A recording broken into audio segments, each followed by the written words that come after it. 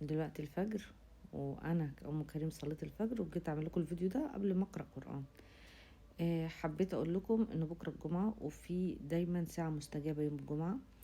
خلينا نقول الساعه الاخيره في يوم الجمعه اللي هي بتبقى من بعد العصر لقرب المغرب. عايزاكم تختلوا بنفسيكم وتدخلوا جوه، تصلوا ركعتين لله، وتبداوا تطلبوا من ربنا اللي انتوا عايزينه. ذريه، اللي عايزة تخلف تدعي، اللي عايزة فلوس تدعي، اللي عايزة هداية لزوجها تدعي، اللي عايزة صلاح حالها يدعي، اللي عايزة يشفي حد مريض عنده يدعي. مهم جدا تدعوا رب العالمين. واللي صلت الفجر دلوقتي، اقرأي سورة الواقعة واستغفري 100 مرة وصلي على النبي 100 مرة. عايزة اقول لكم، اللهم صل وسلم وبارك على سيدنا محمد وصحبه اجمعين. الصلاة الإبراهيمية برضو كتروا منها بكرة، يعني ما بين الساعة 5 للساعة 7 كتروا من الصلاة الإبراهيمية. اختلوا بنفسكم عشان تعيطوا وتنفنفوا وتعملوا كل حاجة عايزين تعملوها لربنا. ذكروا بعض، تذكروا بعض اوعوا تنسوا بعض. عايزة اقول لكم حصاد يوم، يعني واعدة نفسي ووعد ربنا ان اتم ال5000 صلاة على النبي. وبعديها ترجيته ان اشوف الرسول صلى الله عليه وسلم في المنام واشوفه واضح ويبلغني رسالة بإذن الله تعالى. فادعوا لي أتم ال5000 صلاة على النبي. احنا نشوف قد ايه مع بعض. أنا 2586. فما شاء الله تبارك الرحمن، أتمهم.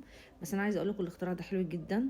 البسوه في صباحكم قبل ما تناموا، وانتوا نايمين هتلاقوا نفسكم فتحتوا عينيكم كده قلق رق، عشان انت عايز تصلي على الرسول صلى الله عليه وسلم. فتلاقي نفسك بتدوس عليها اللهم صل وسلم بارك سيدنا محمد، اللهم صل وسلم بارك سيدنا محمد، اللهم صل وسلم بارك سيدنا محمد. تروح في النوم تاني. فالعمل دي ربنا يبارك له، والاختراع ربنا يبارك له.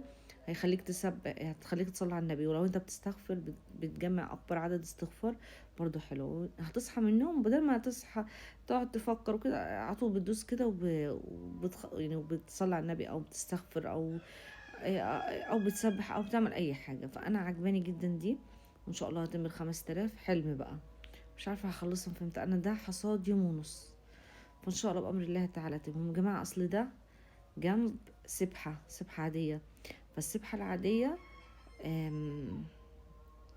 السبحة العادية اللهم صل وسلم وبارك على سيدنا محمد، بنسبح عليها وبنستغفر 100 مرة، وبنقول لا إله إلا الله وحده لا شريك له 100 مرة، وبرضه بنصلي على النبي عليها 100 مرة بعيدا عن دي. ف ادعوا لي بقى اجيب 5000 وربنا يحقق لي حلمي اللي انا بحلم بيه. والجدير بالذكر ان انا برضو زي ما قلت لكم قبل كده شفت الرسول مرتين، بس كانت الرؤية مش احسن حاجة، بس ربنا هداني وصلح حالي. ولا اول مرة يعني اكون بلح كده على ربنا وحاطة لنفسي بونص معين.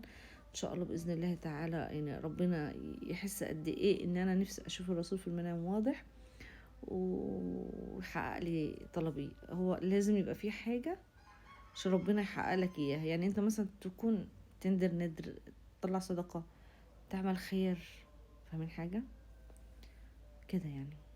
ربنا يستجيب لي يا رب. ادعوا لي. تنسوش بكرة الجمعة يا جماعة، وكل جمعة مش بس بكرة. ودعاء اللي هو بتاع الرزق اللي هو بعد الظهر. كمان مش بطلع اقول لكم معلومة، انا بطلع بقول لكم الحاجات اللي انا بستفيد فيها، وبحس ان انا بحس انها هتفيدكم يعني، ونفيد بعضينا. اقفلوا على حالكم الباب، مع ربنا احكوا له كل اللي جواكم. والله لا يستجيب، والله لا يستجيب، لان هو قالك ادعوني اني قريب اجيب دعوة الداعي اذا دعاني. فهو ما قالش انه يمكن، قالك لا، اجيب. فهو خلاص هيجيب.